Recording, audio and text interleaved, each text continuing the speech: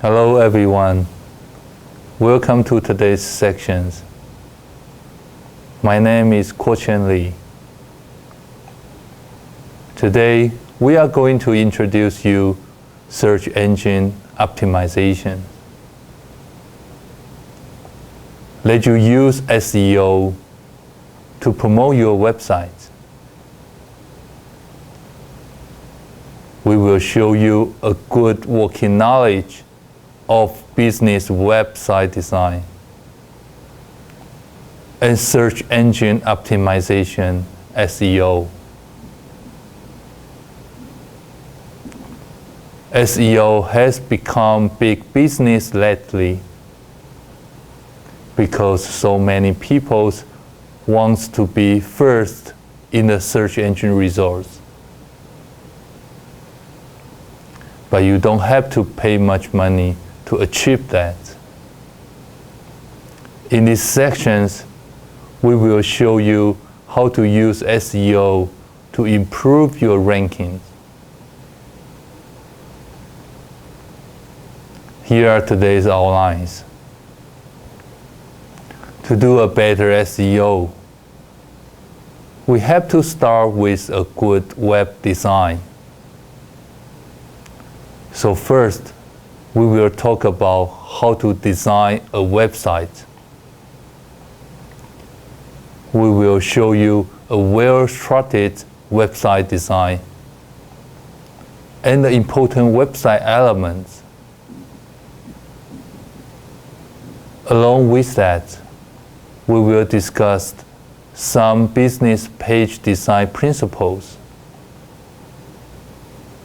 There will be the preparations of SEO. To approach the main topic, we will start with the introductions of search engine optimization. Give you the basic ideas of how to do SEO. Then we will talk about how to promote your website using SEO and how to select your keywords for doing the SEO. Some suggestion tools will be surveyed. After today's sections, you should have the working knowledge of using SEO to promote your website. To promote your website using SEO, you have to have a well-structured website. And it comes from the beginning, website design. You have to start your business website with a plan. If you fail to do so, you might encounter the problems of reworking on your website as it grows.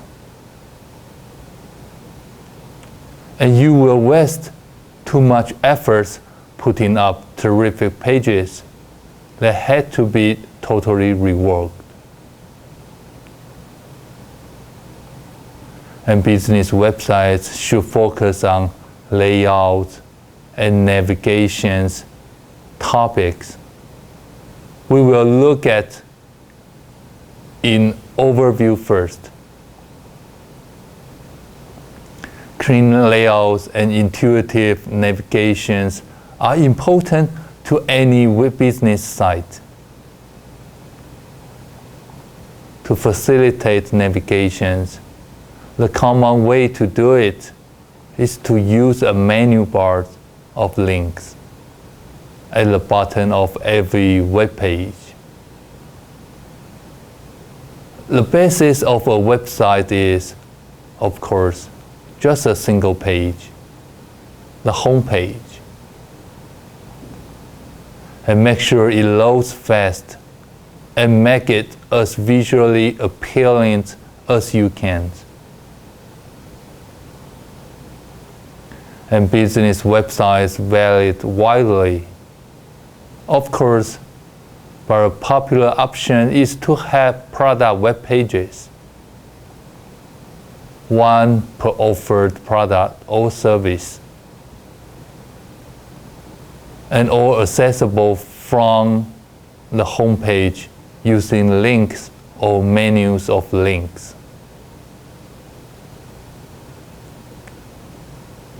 And now that you have started to give your website some structures, here's an important point.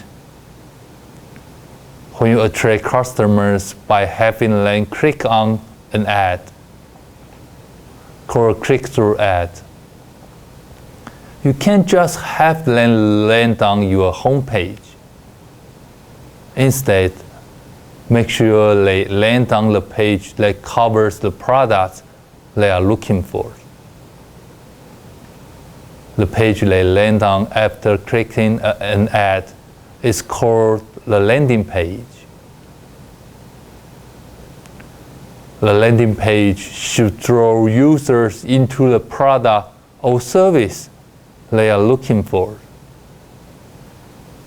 If you are advertising product A, and users have come to you by clicking an ad, then the landing page should be all about product A, not a general page about the products that make users hunt for the information they want. Remember, web users have short attention spans. If they have to think, chances you will have lost them.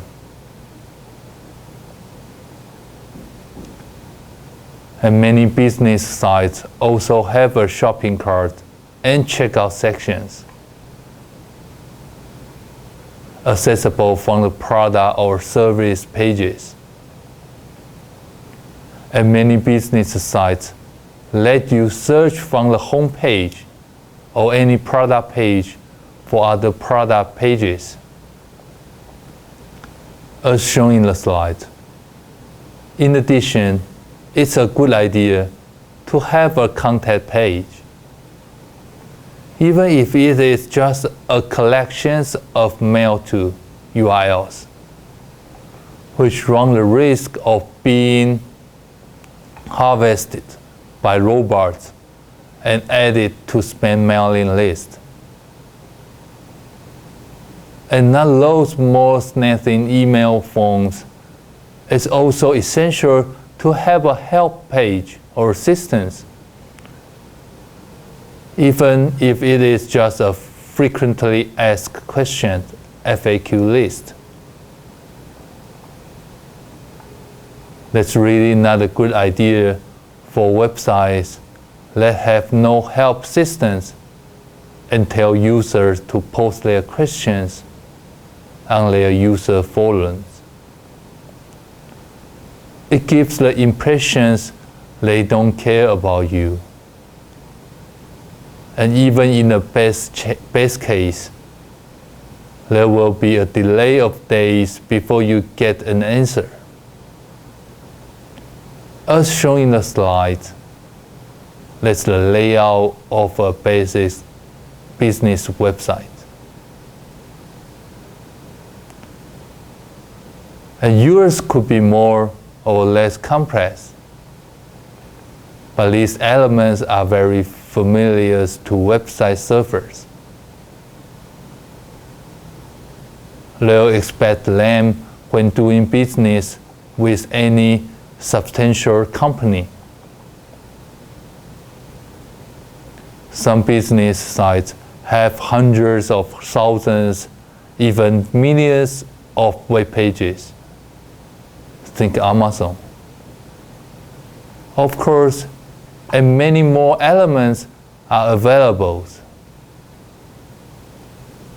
Here's a list of the page elements you will commonly find on a business site. When you are designing your site, take a look at this list to see that you have included all the pages you need. Of course, You don't have to include every element on the list. Just remember, design your website with a plan and evaluate the necessary elements you need for your website. Then you can start developing your website. Since we have laid out an overall plan of our website, it's time to create the web pages. The actual design of the web pages is up to the needs of the business. But here are some general suggestions. One important tip before we start: check your pages in multiple browsers, at least Internet Explorer and Firefox, with multiple screen resolutions, and if you can, on multiple platforms, Windows, Mac OS, and so on. Business pages should be attractive, fast loading, appealing, centers on content,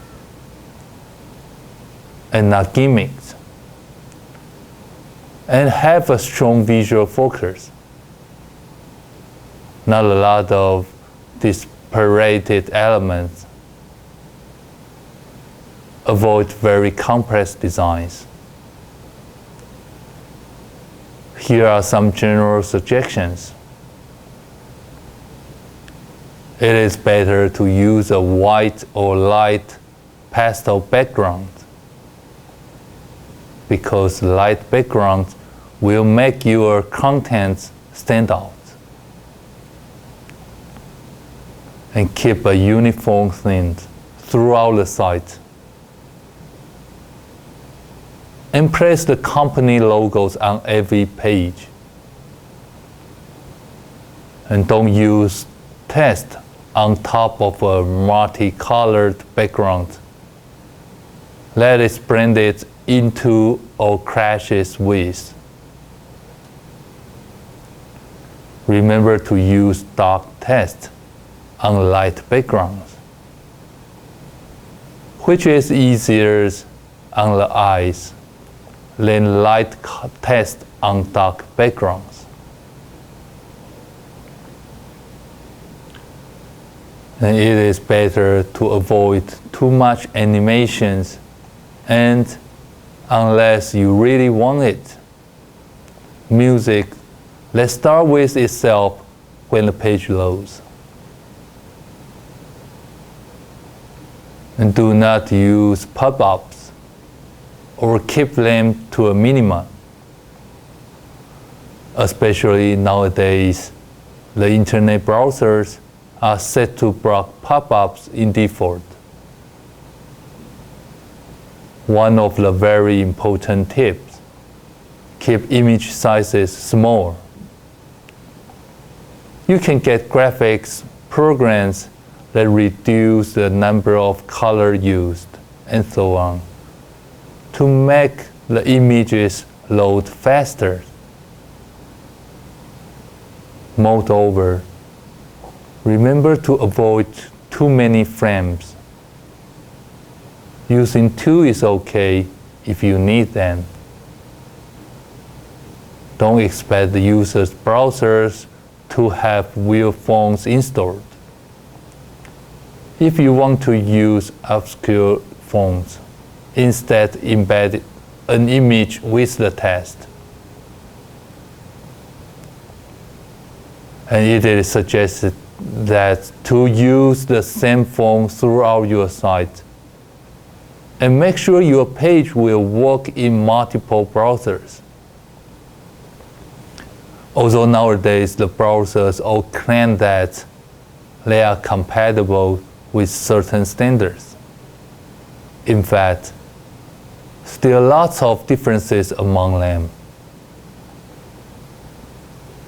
if you use advanced technology in your site.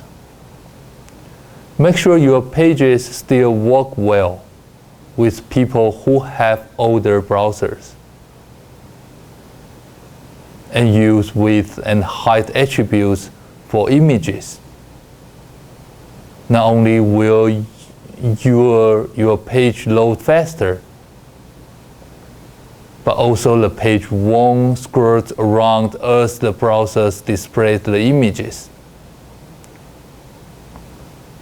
Last but not least, make sure you have consistent navigations on each page, such as a navigation bar of links that appears at the bottom of every page.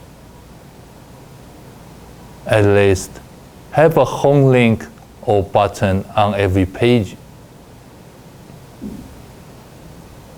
And you might want to keep in mind the 3-click rule, which says that ideally any content on your site should only be a maximum of three clicks away. That's not always possible, but will make your site easy to navigate with no annoying, unnecessary sites. Now we will get into a topic that is very popular as well as fascinating: search engine optimization, SEO. The goal of SEO is to get your site high up in the search results of major browsers. Since about 85% of internet traffic is driven by search engine results, there's no mean topic. SEO is a fascinating subtopic of a larger fascinating topic: marketing on the internet. The internet is a crowded place, and making your business stand out can be difficult. Some businesses develop sites as an ancillary to their storefront business. And for them, standing out on the internet is not as crucial. But if your business is internet reliant, standing out becomes very important. And you have two main ways to approach standing out and driving customers to your site: advertising and SEO. Advertising, such as pay-per-click advertising, is becoming increasingly expensive. And many hopeful internet businesses are finding it just doesn't make economic sense anymore. To bid for clicks on even a modestly popular keywords these days can easily cost $5 per click in Google AdWords. And unless you make a lot of money per customers, typically it's not the case for internet business, where customers often expect everything to be free.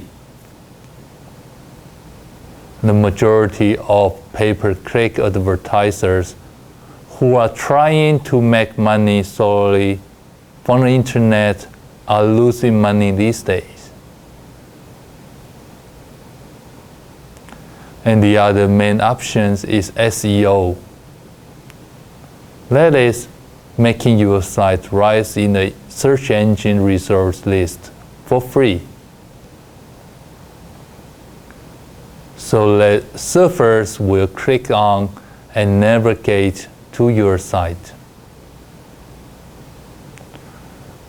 The internet truly is a crowded place, However, if you are relying on SEO and the internet for most of your income, you absolutely must find a niche where there is less competition and target it. And what niche will work for you. We will discuss that more in the next sections. But you will probably be surprised at how small niche can work for you.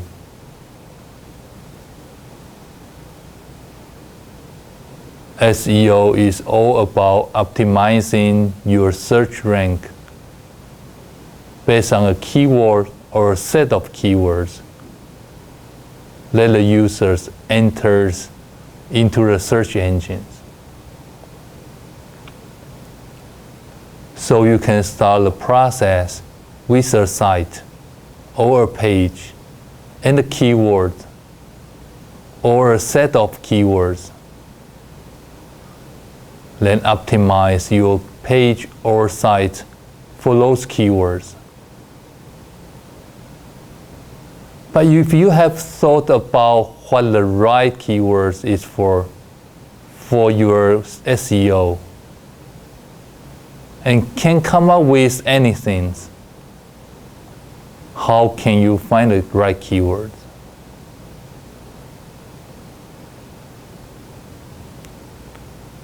And plenty of tools can suggest keywords. All the major pay-per-click sites, Google, Yahoo, Amazon, and so on, have built-in tools that will suggest keywords for you. You type in the keywords you have in mind. And the keyword suggestions tools comes up with all kinds of similar keywords to consider.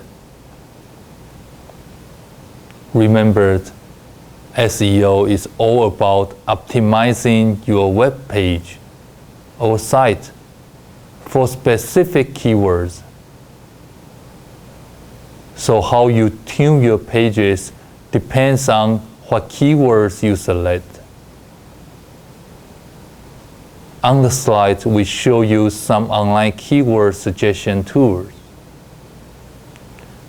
If you want to give them a try, a good keyword suggestion tools, such as Google's, will tell you what kind of search volumes you can expect to get by using given keyword. In the background, we show a demo of using Google's keyword suggestion tools to search for suggestions for the keyword pineapple. You can see how many searches were made on the keyword and Google's other suggestions as shown in the slide. As you can see in the slide, pineapple is a low competition keyword, and it is good for a small business to entry to the market from such keywords. Probably not too many big-time players will be competing with you to let you rise to the top of in the rankings. And an informal ways of checking for viable niche is to enter a candidate keywords into Google and to take a look at the number of pay ads that appears at right and on top of the search results. Pay ads are layered because people have often given up on SEO due to competition.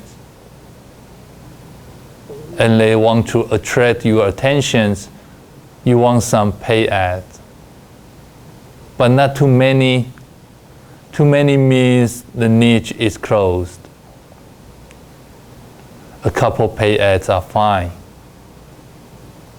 Too many indicating that there is too much competition for you to make a dent on Google's unless you spend huge amounts of money per click. The amount of intense competition indicates that the keyword is not a good candidate for SEO. If you are relying on the internet as the sole source of your income, unless you make something like an average of $10 or more for every person who view your site. And you can also take a look at the desktop keyword suggestion tools, such as those from www.wordtracken.com and www.webceo.com. Keyword suggestion tools are often part of the desktop's SEO applications that we will look at later in the next sections. And this is for today's section. Thank you.